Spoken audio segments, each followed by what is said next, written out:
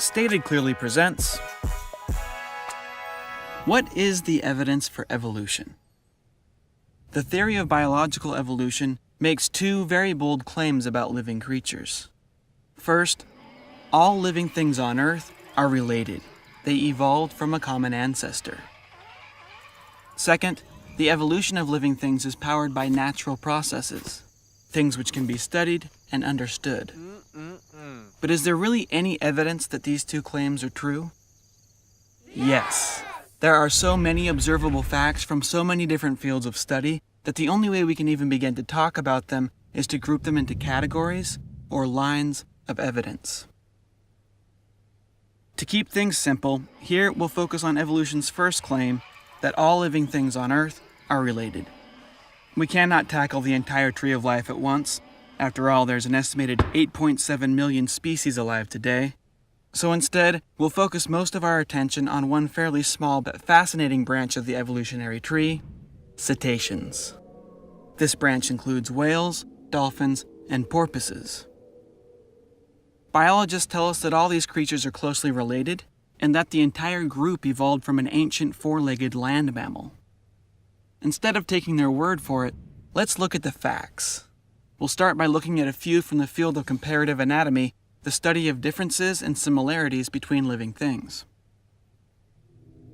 Whales live in water, and from a distance, they sort of look like giant fish.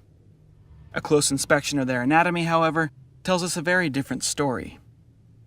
Whales, just like land mammals but unlike fish, have placentas and give live birth. They feed milk to their young. They are warm-blooded, which is extremely rare for a fish. And whales do not have gills. Instead, just like us, they breathe air with two fully developed lungs. Whales don't seem to have noses like mammals do. Instead, they breathe through blowholes coming out the tops of their heads. Some whales have two blowholes which almost look like nostrils. But dolphins and porpoises only have one. Surprisingly, if you look at their skulls, you find that the blowhole splits into two nasal passages inside the head. Could it be that the blowhole is actually a highly modified mammal nose? It looks that way, but we'll need more evidence to be sure. Many whales have hair, just like land mammals. In this photograph, you can actually see the whiskers of this baby gray whale as he rests his chin on mama's back. Strangely, whales have arm, wrist, hand, and finger bones inside their front flippers. Here's a photo of these bones, the same bones that bats, hippos, and people have in their front appendages. One bone, two bones, wrist, hand, and finger bones. Modern whales do not have back legs, but they do have a strange pair of bones where the hind legs should be. Here's a picture of these bones from a bowhead whale. They almost look like shriveled hip, thigh, and shin bones. This one even has a ball and socket joint between the hip and thigh bone, just like the ball and socket joint in your own hip. Is this resemblance a mere coincidence, or are these real leg bones? Perhaps leftovers from the whale's evolutionary history. Before we draw any bold conclusions, let's see if a completely separate line of evidence will confirm our suspicions. Embryology is the study of how creatures develop before being born or hatching from an egg. Here we see a dolphin and a human embryo side by side at similar stages of development. Notice that they both have what look like arm buds and leg buds. In humans, the leg buds grow to become legs. In whales, they grow for a while but then stop, effectively fading away as the rest of the whale continues to grow. These are all photographs of a common dolphin at different stages of growth. Notice that early on, we see two nostril grooves on the front of the face, just like you'd expect in a puppy or a human. As the dolphin continues to grow, the nostrils migrate to the top of the head and fuse together, becoming the dolphin's blowhole.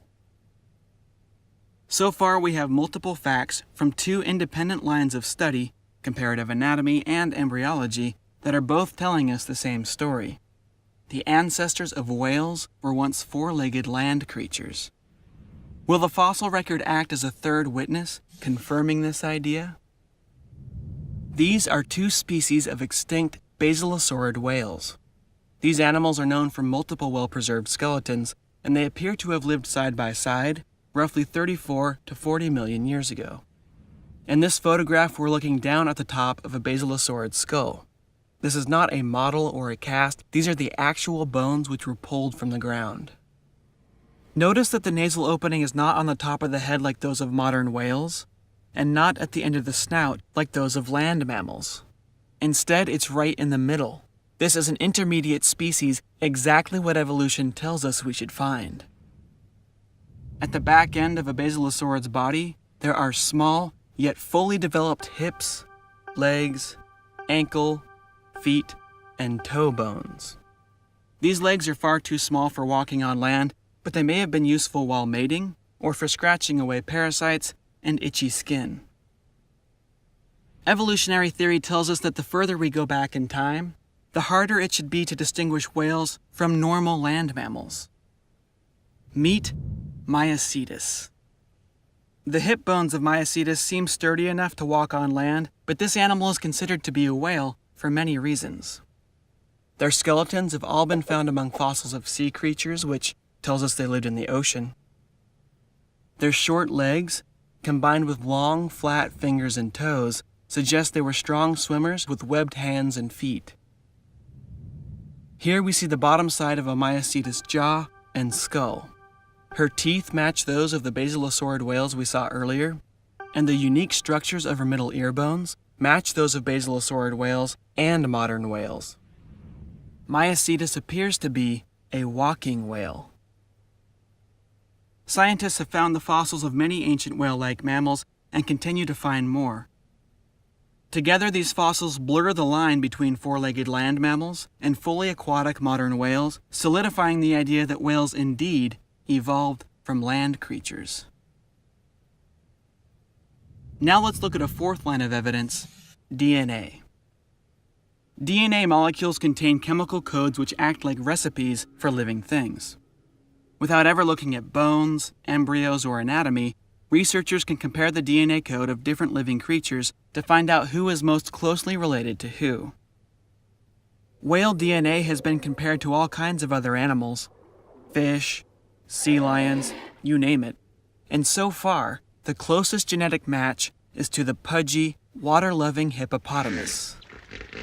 This does not mean that whales evolved from hippos, but if this genetic finding is correct, whales and hippos both evolved from a common ancestor that lived roughly 54 million years ago. At first, the link between whales and hippos surprised researchers because whales are mainly carnivores. They eat things like fish and small crustaceans. Hippos, on the other hand, are mostly vegetarian. A closer look, however, reveals that hippos and whales actually share many strange features, some of which may have come from their common ancestor. Ancient walking whales have specially shaped ankle bones found only in hippos and the close relatives of hippos.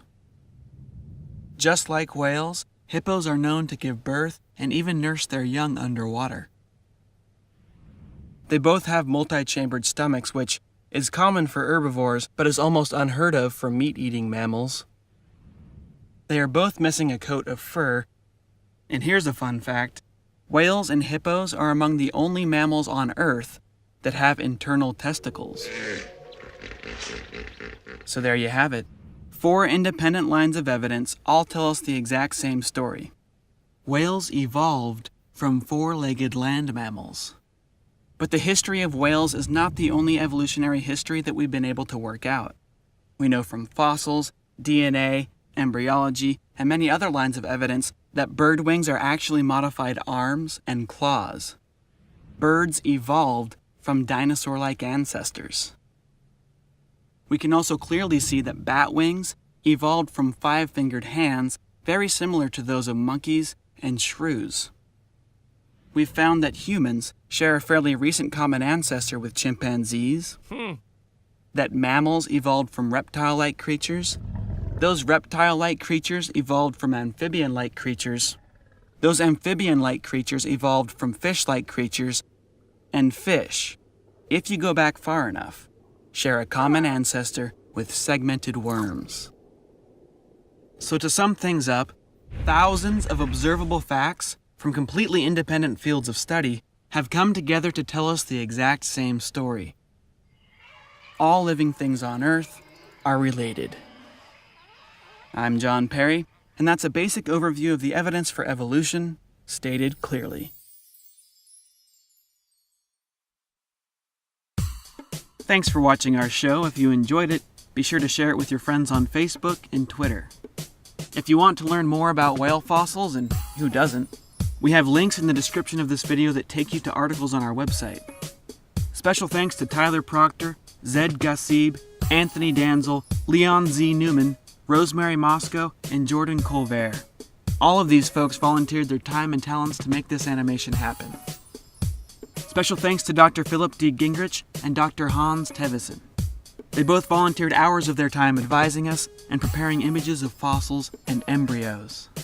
I'm proud to announce that for the first time in Stated Clearly's history, this animation was completely paid for with contributions from our viewers. If you are able to help support our work, please visit us at statedclearly.com and click Contribute. So long for now. Stay curious.